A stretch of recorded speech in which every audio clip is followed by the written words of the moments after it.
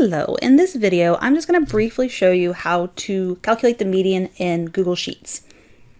So because you're going to have to do this for part of this lab. So basically this is just an old Google Sheet document that I found that had some data.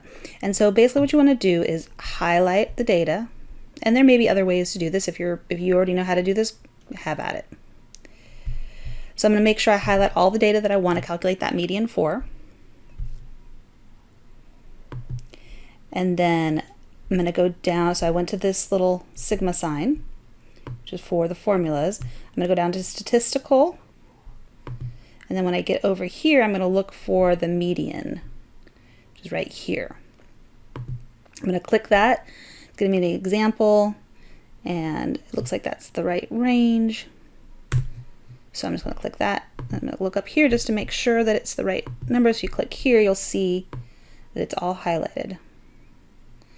So similar, very similar to Excel, and then that's the median. You'll get that value that you need for the lab.